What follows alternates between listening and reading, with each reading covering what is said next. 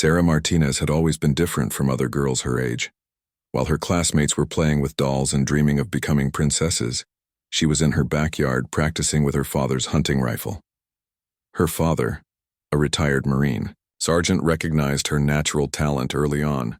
By the age of 12, she could hit a target from 300 yards away with precision that amazed even experienced hunters. Growing up in rural Montana, Sarah learned discipline and determination from watching her father struggle with PTSD after his tours in Iraq. She saw how the military had shaped him, both breaking and building him in ways that were hard to understand. Her mother worked double shifts as a nurse to keep the family afloat while her father battled his demons. Sarah made a promise to herself that she would serve her country, but she would do it better, stronger, and with more purpose than anyone expected. In high school, Sarah excelled in everything she touched. She was captain of the rifle team, valedictorian of her class, and earned a full scholarship to study criminal justice. But her real dream was something that seemed impossible at the time. She wanted to become a Navy SEAL. The problem was simple and devastating. Women weren't allowed in SEAL teams. Sarah spent her college years preparing anyway. She trained with former Special Forces instructors who were impressed by her dedication. She learned multiple languages, studied military strategy, and pushed her body to limits that would break most people. Her professors thought she was preparing for a career in law enforcement or intelligence, but Sarah had bigger plans. When the military finally opened combat roles to women in 2013, Sarah was ready. She had graduated with honors, completed advanced tactical training, and built a reputation as one of the finest marksmen anyone had ever seen. She enlisted in the Navy immediately, knowing that the path ahead would be harder than anything she had ever faced. The initial training was brutal, but Sarah had expected that. What she hadn't expected was the constant doubt from her instructors and fellow recruits. They questioned whether a woman could handle the physical demands, whether she would crack under pressure, and whether she would become a liability in the field. Sarah let her performance speak for itself.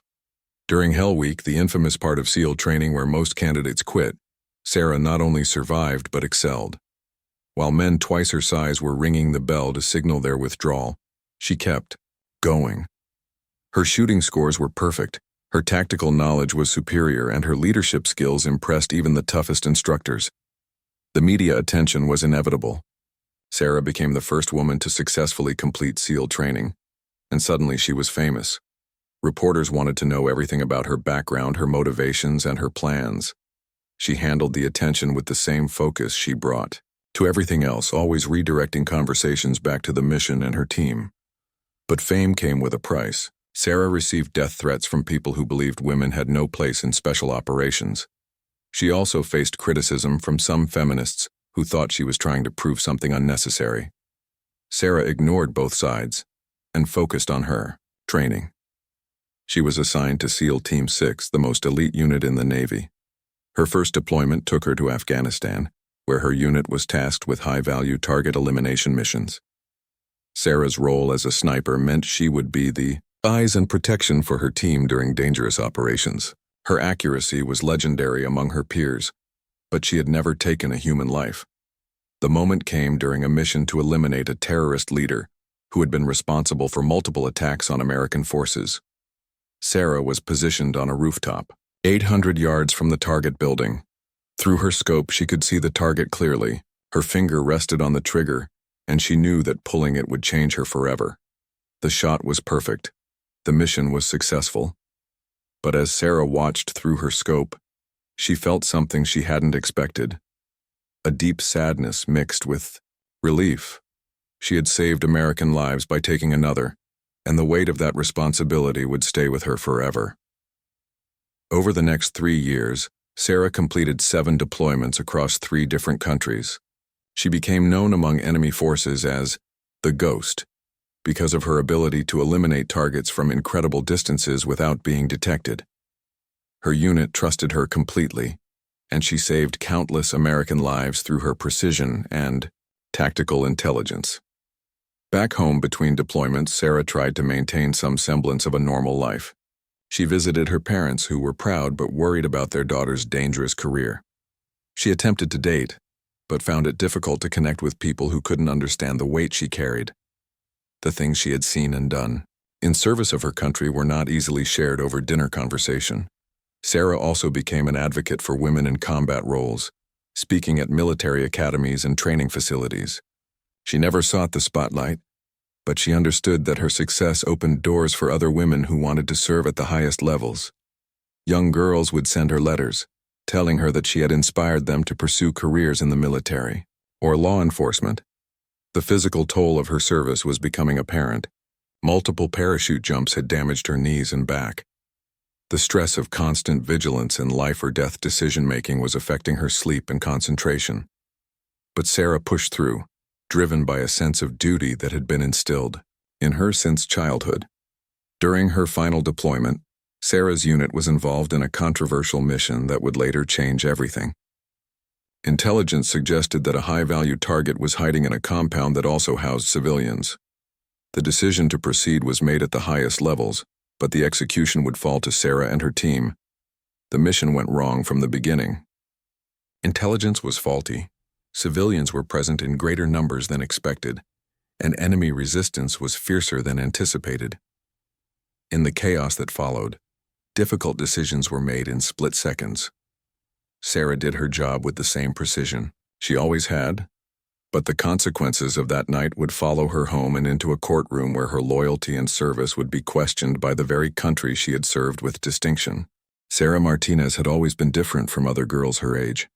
While her classmates were playing with dolls and dreaming of becoming princesses, she was in her backyard practicing with her father's hunting rifle. Her father, a retired Marine sergeant, recognized her natural talent early on.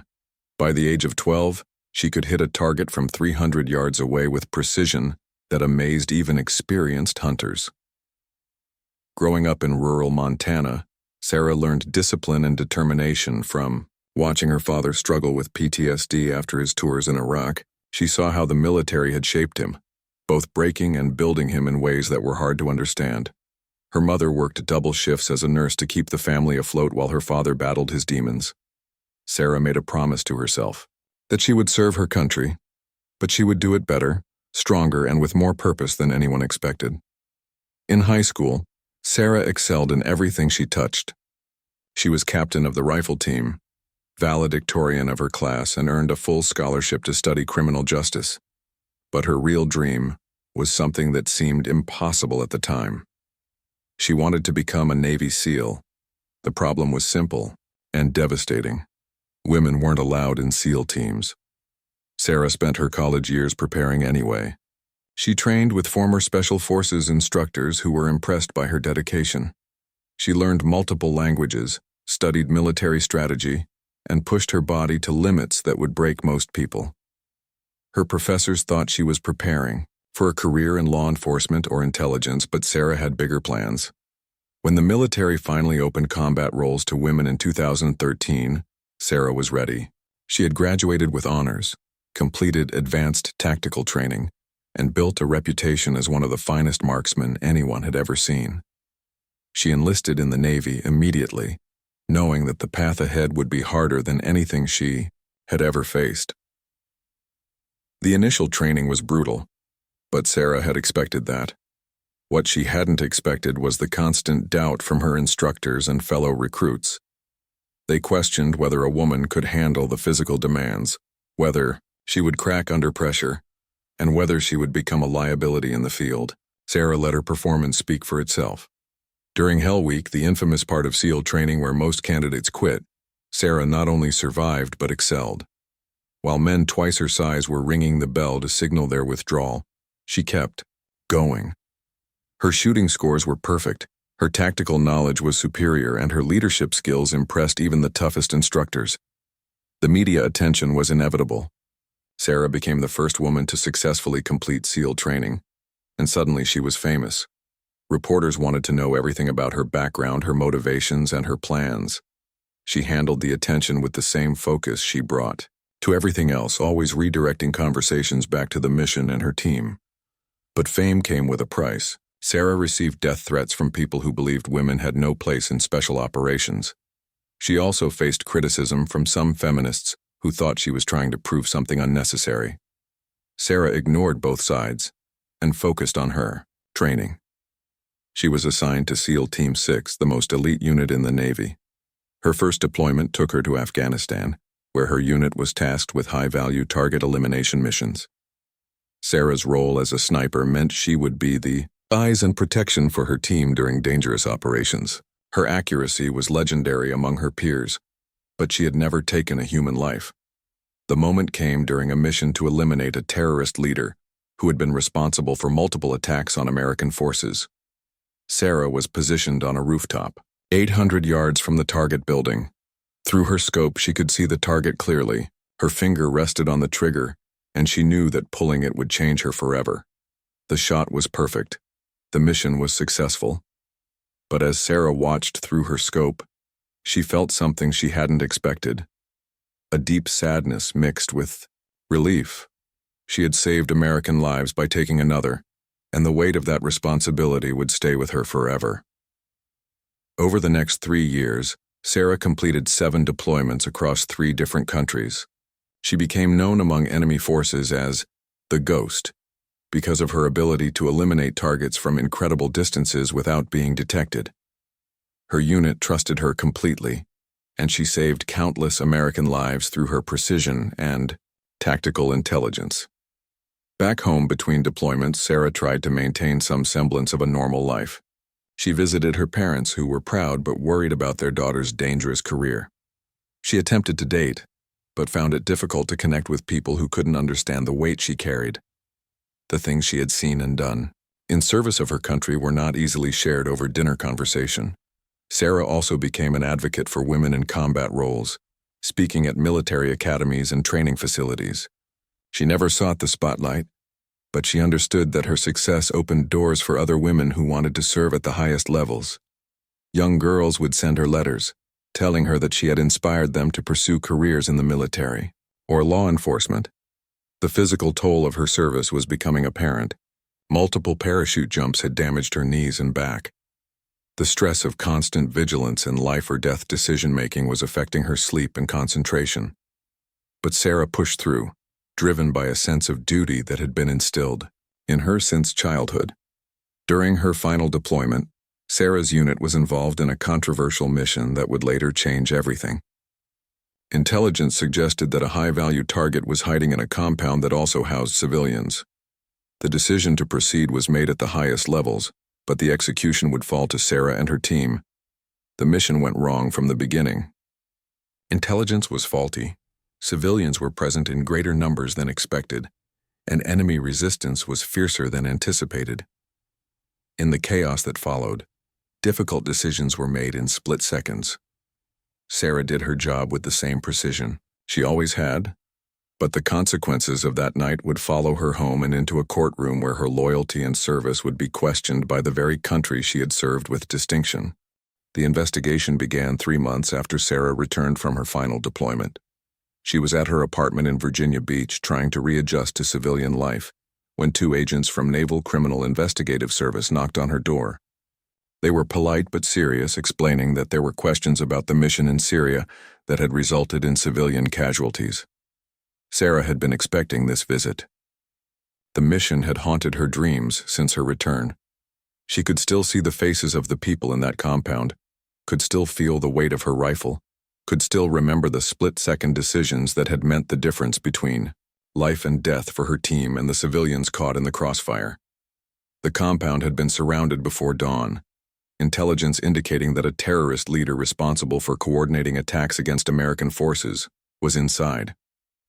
What intelligence hadn't revealed was that the building also served as a temporary shelter for displaced families fleeing the violence in the region.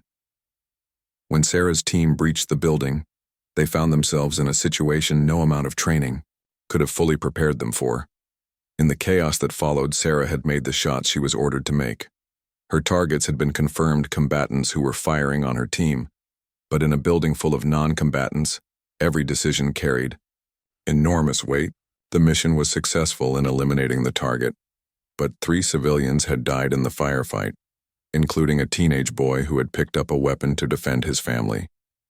The NCIS agents explained that the families of the civilians were seeking justice through international courts and that several human rights organizations had filed complaints alleging war crimes. The investigation would examine every aspect of the mission, from the intelligence gathering to the rules of engagement to the individual actions of each team member. Sarah cooperated fully with the investigation. She provided detailed accounts of her actions, turned over her mission reports, and submitted to extensive interviews. Her commanding officers vouched for her character and professionalism. Her teammates supported her completely, knowing that she had acted according to her training and the rules of engagement that governed their operations. But the political climate had changed since Sarah first enlisted. Public opinion about military interventions overseas was shifting, and there was increasing scrutiny of special operations missions. The media began covering the story, initially focusing on the civilian casualties but quickly shifting attention to Sarah when they learned that one of the snipers involved was the famous female SEAL. Headlines began appearing that painted Sarah as either a hero wrongly accused or a killer hiding behind military protocol. Neither portrayal felt accurate to Sarah, who saw herself simply as a soldier who had done her job in an impossible situation. The attention was unwelcome and disorienting, especially when protesters began gathering outside the base where she was stationed. The stress of the investigation began taking its toll. Sarah found herself unable to sleep, replaying the mission over and over in her mind.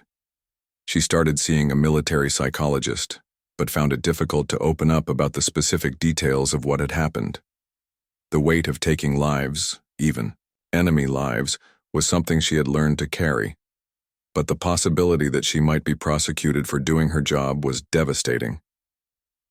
Her family tried to be supportive, but they didn't fully understand the complexities of what she was facing. Her father, with his own military background, understood better than most, but even he struggled with the idea that his daughter might face criminal charges for following orders and protecting her team. The investigation dragged on for 8 months. During that time, Sarah was reassigned to administrative duties and prohibited from discussing the case with anyone outside her legal team. She felt isolated and frustrated, watching her career and reputation hang in the balance while lawyers and politicians debated the fine points of international law and military protocol. The breakthrough in the case came from an unexpected source. A Syrian refugee who had been in the compound that night came forward with testimony that contradicted the initial reports. He explained that the teenage boy who was killed had indeed picked up a weapon, but only after seeing his father shot by one of the terrorists who had been using the building as a safe house. This testimony shifted the narrative significantly. It became clear that the terrorists had been using the civilians as human shields, and that Sarah's team had walked into a trap designed to create exactly the kind of international incident that was now unfolding. The terrorist leader they had been sent to eliminate had orchestrated the situation to maximize civilian casualties and create a propaganda victory, even in defeat. Despite this new evidence, the investigation continued. Military prosecutors argued that the rules of engagement had been violated, that insufficient care had been taken to minimize civilian casualties, and that the mission should have been aborted when the presence of non-combatants became apparent. Sarah's defenders argued that she had acted appropriately under extreme circumstances, and that Monday morning quarterbacking was unfair to soldiers making life-or-death decisions in combat. The case began to attract national attention. Organizations rallied to Sarah's defense, arguing that prosecuting soldiers for following orders and protecting their teams would set a dangerous precedent. Human rights organizations maintained that accountability was essential, regardless of the circumstances. Sarah found herself caught between these competing narratives, neither of which captured the full complexity of what she had experienced. She wasn't a war criminal, but she also wasn't comfortable being portrayed as a victim. She was a soldier who had done her job under extreme circumstances, and she was willing to accept responsibility for her actions while also defending the legitimacy of those actions. The decision to proceed with a court-martial came down from the Pentagon after months of deliberation. Sarah would face charges of violating the rules of engagement and failure to take adequate precautions to minimize civilian casualties. The charges carried potential penalties, including dishonorable discharge and prison time. The announcement sent shockwaves through the military community. Many saw it as a betrayal of the troops who risked their lives to carry out the missions they were ordered to complete.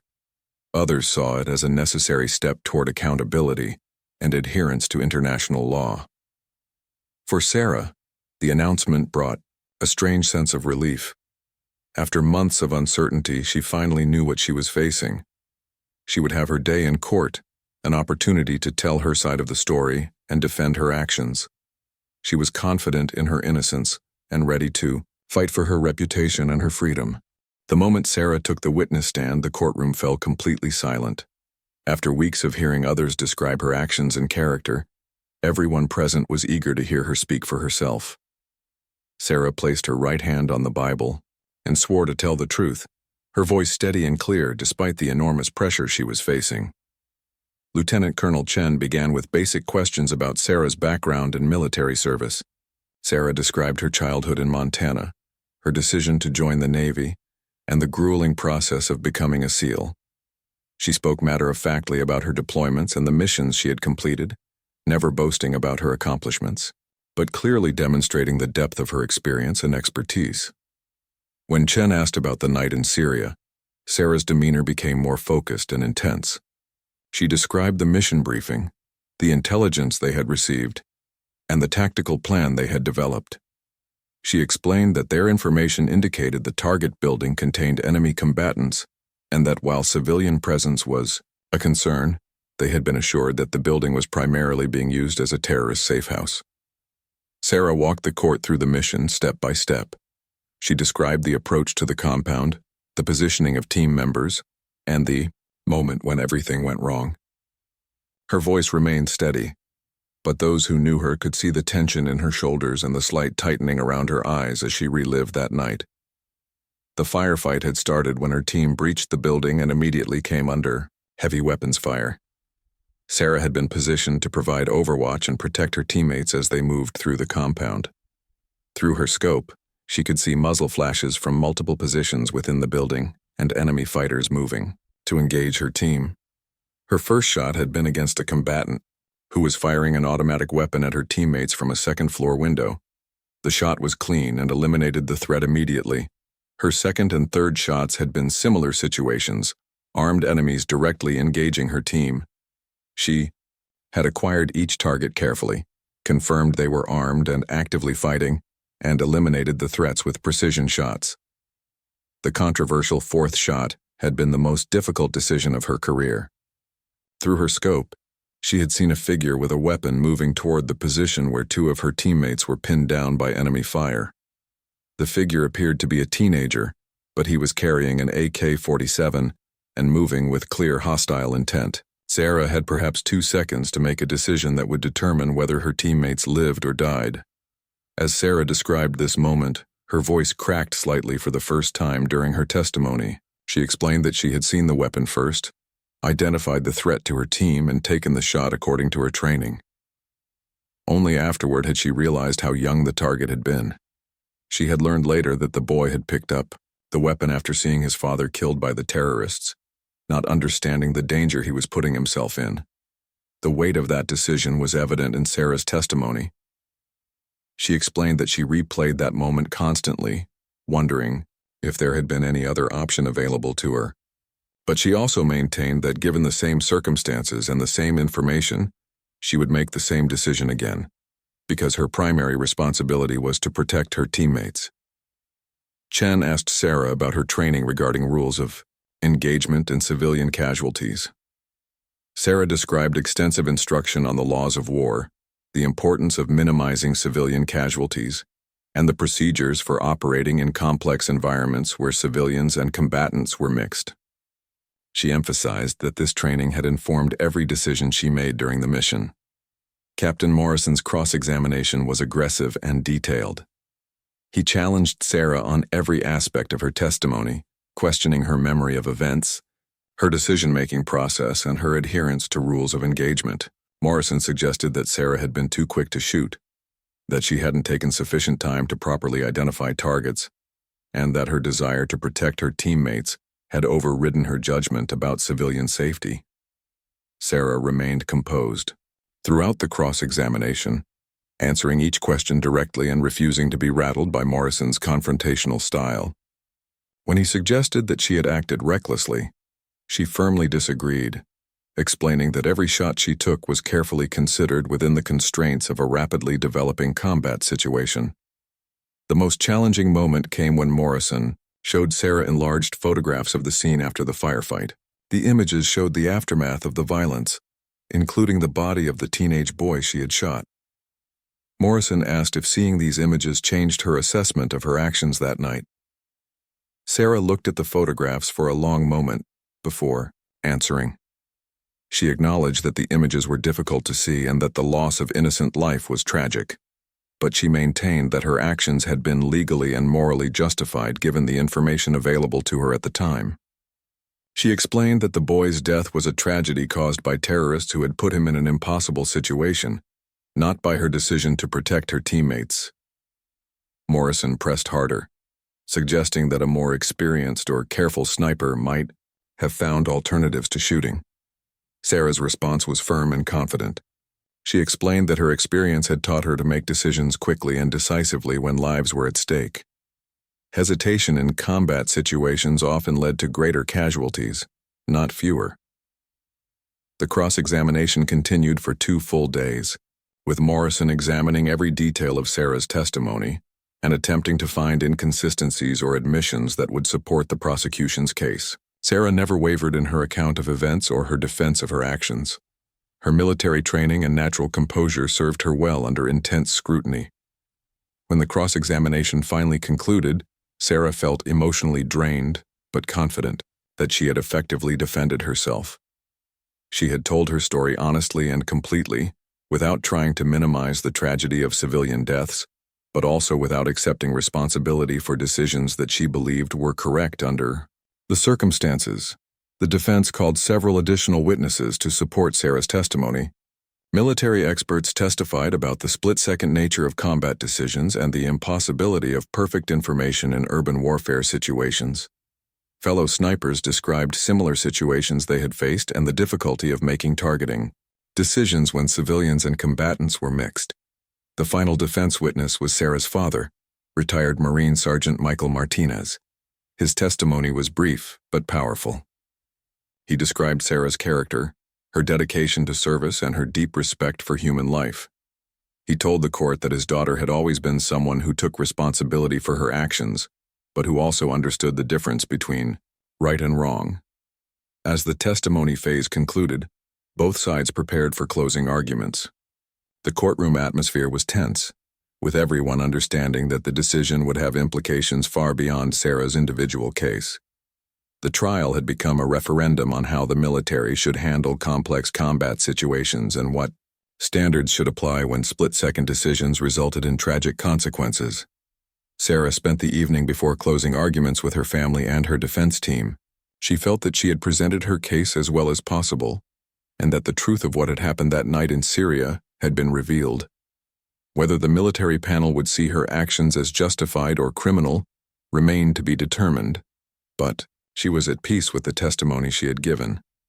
The stage was set for the final arguments that would determine not just Sarah's fate, but potentially the future of how military personnel would be held accountable for their actions in combat situations. The weight of that responsibility was felt by everyone involved in the case. The closing arguments began on a crisp Monday morning with the courtroom even more crowded than usual. Word had spread that the case was nearing its conclusion, and military personnel from across the region had come to witness what many considered a pivotal moment for the armed forces. Sarah sat at the defense table wearing her dress uniform, her ribbons and medals reflecting the morning light streaming through the courtroom windows. Captain Morrison delivered the prosecution's closing argument with the same methodical precision he had shown throughout the trial. He acknowledged Sarah's service record and her dedication to her country, but argued that good soldiers were still accountable when they made mistakes. He contended that Sarah had failed to meet the standards expected of someone in her position, and that her actions had resulted in unnecessary civilian casualties. Morrison walked the panel through what he called the critical failures in Sarah's decision-making process. He argued that she had been too quick to shoot, that she hadn't taken adequate time to assess the threat posed by the teenage boy, and that her tunnel vision focus on protecting her teammates had prevented her from considering alternatives.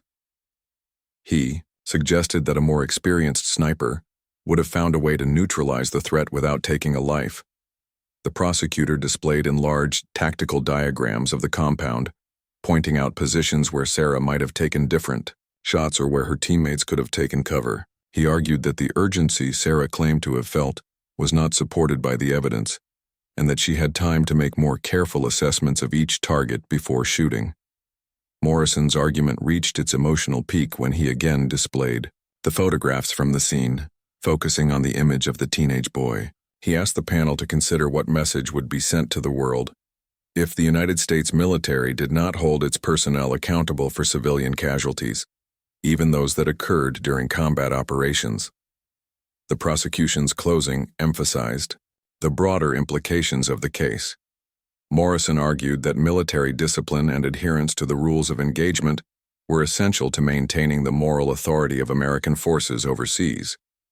He suggested that acquitting Sarah would essentially give license to other military personnel to act recklessly in combat situations. Lieutenant Colonel Chen's closing argument took a dramatically different approach. She began by thanking Sarah for her service and describing the sacrifices she had made for her country. Chen argued that prosecuting soldiers for making split-second life-or-death decisions under extreme combat conditions would fundamentally undermine military effectiveness and morale. Chen walked the panel through Sarah's extensive training and experience, emphasizing her proven track record of making sound tactical decisions under pressure. She argued that Sarah's actions during the Syria mission were consistent with her training, the rules of engagement as she understood them, and the immediate tactical situation she faced. The defense attorney played portions of Sarah's testimony, highlighting her description of the moment she made the decision to shoot. Chen emphasized that Sarah had identified a weapon, confirmed hostile intent, and acted to protect her teammates, exactly as her training dictated. She argued that expecting soldiers to conduct detailed threat assessments during active firefights was unrealistic and potentially fatal. Chen addressed the civilian casualties directly, acknowledging the tragedy while maintaining that responsibility lay with the terrorists who had created the situation.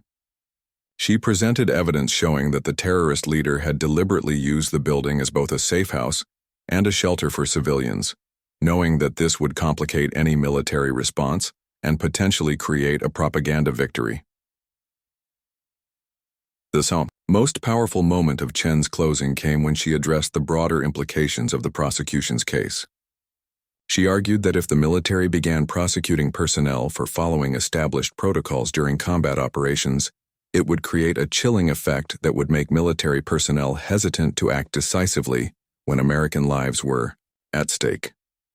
Chen concluded by asking the panel to consider what they would have done in Sarah's position. She asked them to imagine seeing their teammates under fire, identifying an armed threat moving toward their position, and having seconds to make a decision that could mean the difference between life and death for people they considered family. After closing arguments concluded, the military judge provided detailed instructions to the panel about the charges against Sarah and the legal standards they should apply. The panel would need to determine whether Sarah had violated the rules of engagement and whether she had failed to take adequate precautions to minimize civilian casualties. The panel retired to deliberate, leaving Sarah and her supporters to wait anxiously for their decision. Military legal experts debated the likely outcome on news programs, with opinions divided about whether the panel would prioritize military discipline or combat realities in their decision-making. Sarah's family gathered in a nearby conference room to wait for the verdict. Her parents had flown in from Montana, and her brother had taken leave from his own military assignment to be present. The support meant everything to Sarah, but she also felt the weight of responsibility for what they were going through because of her case. Hours passed with no word from the deliberating panel. Legal experts explained that lengthy deliberations could indicate either careful consideration of complex issues or significant disagreement among panel members. Sarah tried to stay calm, reviewing her testimony in her mind and second-guessing decisions she had made throughout the trial process. Late in the afternoon, word came that the panel had reached a verdict. The courtroom filled quickly as participants and observers rushed to hear the decision. Sarah took her place at the defense table, flanked by her attorneys and facing the panel of military officers who held her fate in their hands. The senior member of the panel, a Navy captain with over 20 years of service, stood to deliver the verdict. The courtroom was completely silent as he began to speak, his voice carrying clearly to every corner of the room. The tension was palpable, as everyone waited to hear whether Sarah would be convicted or acquitted. Sarah maintained, her military bearing as the verdict was read, but her heart was racing and her mouth was dry. Everything she had worked for throughout her military career hung in the balance. The decision would not only determine her immediate future, but would also set a precedent that could affect military personnel for years to come. The panel had found Sarah not guilty on the most serious charge of violating the rules of engagement. The decision indicated that they believed her actions were justified under the circumstances and consistent with her training and authority. However, they had reached a different conclusion on the lesser charge of failure to take adequate precautions to minimize civilian casualties. Sarah was found guilty on the reduced charge, a decision that acknowledged the civilian casualties while recognizing the difficult circumstances she had faced.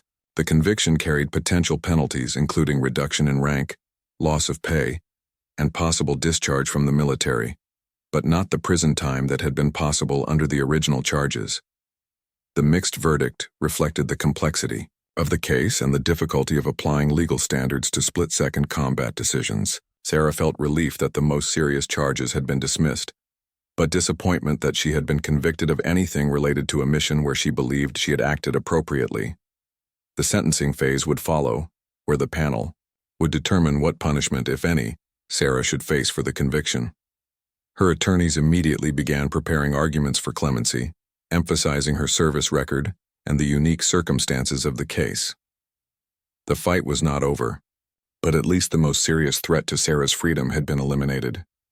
The sentencing hearing began 3 days after the verdict, with the courtroom once again packed with military personnel, family members, and media representatives. Sarah had spent those 3 days coming to terms with her conviction while preparing for what could be the final chapter of her military career.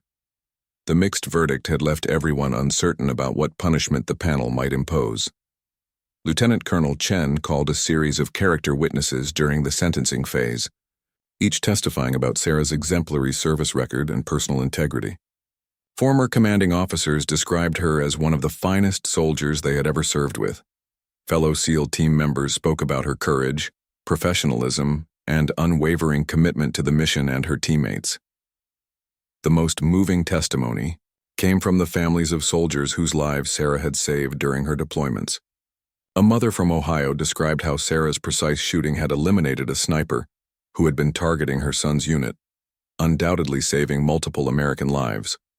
A father from Texas spoke about how Sarah had provided overwatch during a rescue mission that brought his wounded son safely home. These testimonies painted a picture of a soldier who had consistently put the lives of others before her own safety, and who had used her exceptional skills to protect American service members throughout her career. The witnesses emphasized that Sarah's actions in Syria should be viewed in the context of her entire service record, not as an isolated incident. Captain Morrison's sentencing argument was notably more restrained than his earlier presentations. He acknowledged Sarah's service record while maintaining that the conviction required meaningful consequences. He recommended a reduction in rank and a reprimand, arguing that accountability was necessary even when dealing with decorated veterans. The prosecution emphasized that military discipline required consistent application of standards regardless of an individual's service record or the circumstances surrounding their actions. Morrison argued that failing to impose appropriate punishment would undermine the military justice system and send the wrong message about accountability for civilian casualties. Lieutenant Colonel Chen's sentencing argument was passionate and comprehensive. She argued that Sarah had already paid an enormous price for the events in Syria, having endured months of investigation, a public trial, and damage to her reputation. Chen contended that the conviction itself was punishment enough and that any additional penalties would be unjust. Chen presented evidence of Sarah's continued dedication to service, even during the trial proceedings. Sarah had volunteered at veterans, hospitals, mentored young women considering military careers, and worked with organizations supporting military families. These activities demonstrated her ongoing commitment to the values that had driven her military service. The defense attorney also presented expert testimony about the psychological impact of the trial process on military personnel. A military psychologist explained that the stress of facing criminal charges for combat actions could cause lasting trauma and undermine the confidence necessary for effective military service. As the sentencing arguments concluded, Sarah was given the opportunity to address the panel directly. She stood at attention, her voice steady but emotional as she spoke about her service, the events in Syria, and her hopes for the future. Sarah began by expressing her deep regret for the civilian casualties that had occurred during the mission. She emphasized that the loss of innocent life was always tragic, and that she had carried the weight of those deaths every day since returning from Syria. She wanted the families of the victims to know that their losses were not forgotten or dismissed. However, Sarah also maintained that her actions had been justified under the circumstances and consistent with her training and duty to protect her teammates. She explained that she had joined the military to serve her country and protect others, and that every decision she had made throughout her career had been guided by those principles. Sarah spoke about the impact the trial had had on her personally and professionally. She described the isolation she had felt, the damage to relationships, and the constant questioning of decisions that she had previously been confident were correct. She acknowledged that the experience had changed her, but maintained that it had not diminished her commitment to service. In closing, Sarah asked the panel to consider the precedent their decision would set for other military personnel facing similar situations. She argued that soldiers needed to know they would be supported when they made difficult decisions in combat, not prosecuted for following their training and protecting their teammates. The panel retired to deliberate on sentencing, leaving Sarah and her supporters to wait once again for a decision that would determine her future. The atmosphere was less tense than during the verdict deliberations, since the most serious consequences were no longer possible, but the outcome would still significantly impact Sarah's career and reputation. While waiting for the sentencing decision, Sarah reflected on the journey that had brought her to this point. From a young girl shooting targets in rural Montana to a decorated SEAL facing court-martial, her life had taken turns she could never have anticipated. Regardless of the panel's decision, she knew that her military career would never be the same. The deliberation lasted only 2 hours before the panel returned with their sentencing decision. The relatively quick deliberation suggested that the panel had reached consensus without extensive debate, though whether that consensus favored leniency or punishment remained to be seen. As the panel filed back into the courtroom, Sarah noticed something unexpected.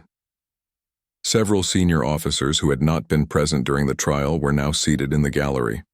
Most notably, Admiral Patricia Hayes, who had testified on Sarah's behalf, was present in full dress uniform. The Admiral's presence seemed significant, though Sarah couldn't determine what it might mean. The panel's senior member stood to announce the sentence. He began by acknowledging the complexity of the case and the difficulty of balancing military discipline with the realities of combat operations. He noted Sarah's exemplary service record and the tragic circumstances that had led to the civilian casualties in Syria. The sentence was unexpectedly lenient. Sarah would receive a formal reprimand that would remain in her personnel file, but there would be no reduction in rank, no loss of pay, and no discharge from the military. The panel had essentially imposed the minimum possible punishment consistent with the conviction. Sarah felt a wave of relief wash over her as the sentence was announced. While the reprimand would remain a permanent mark on her record, she would be able to continue her military career. The panel had clearly been influenced by the character testimony and had recognized that Sarah's actions, while resulting in a conviction, did not warrant severe punishment. As the formal proceedings concluded and the courtroom began to empty, Admiral Hayes approached Sarah at the defense table.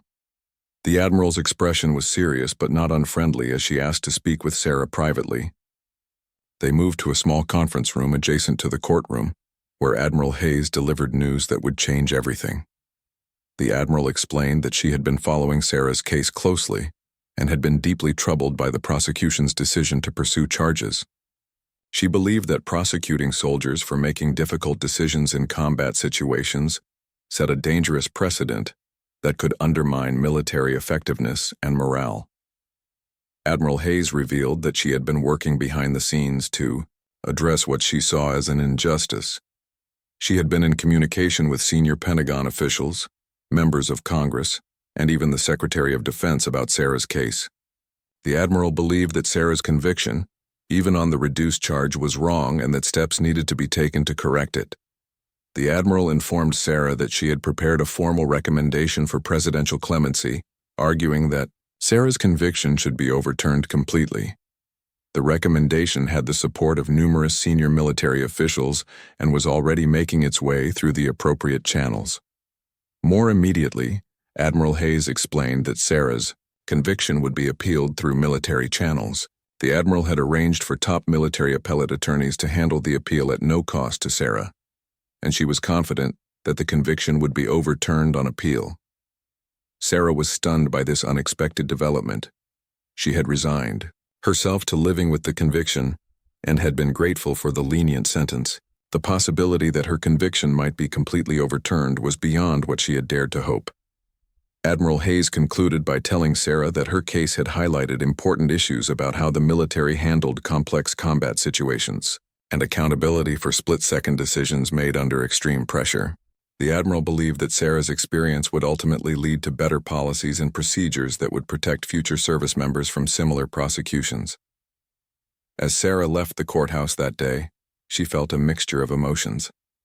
The Mao trial was over, her military career would continue, and there was even hope that her conviction might be overturned. But she also carried the weight of the experience and the knowledge that the events in Syria would always be part of her story. The case had attracted national attention and had sparked important conversations about military justice, rules of engagement, and the treatment of women in combat roles. Sarah had become an unwitting symbol for various causes, but she remained focused on what had always motivated her, serving her country with honor and protecting those who could not protect themselves. 6 months later, Sarah's conviction was indeed overturned on appeal, with the appellate court ruling that the evidence did not support the charges and that the prosecution had failed to prove that Sarah's actions violated military standards. She was fully exonerated and returned to active duty with her reputation restored.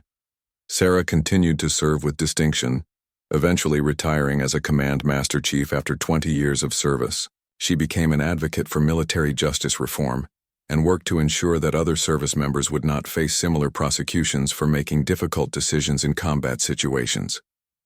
Her case became a landmark in military law and helped establish better protections for personnel operating in complex combat environments. The teenage boy who died in Syria was never forgotten. Sarah established a scholarship fund in his name to provide educational opportunities for refugee children affected by conflict. She believed that honoring his memory through positive action was more meaningful than simply carrying guilt for a decision made in an impossible situation. Sarah's story became a testament to the complexity of modern warfare and the incredible challenges faced by military personnel operating in environments where civilians and combatants were intermixed. Her experience highlighted the need for better intelligence, clearer rules of engagement, and support systems for personnel dealing with the psychological impact of combat operations. Most importantly, Sarah's case demonstrated that even in the most difficult circumstances, accountability and justice could coexist with support for military personnel. Her vindication on appeal showed that the system, while imperfect, could ultimately recognize the difference between criminal behavior and the inevitable tragedies that occur when good soldiers are forced to make impossible decisions in the fog of war.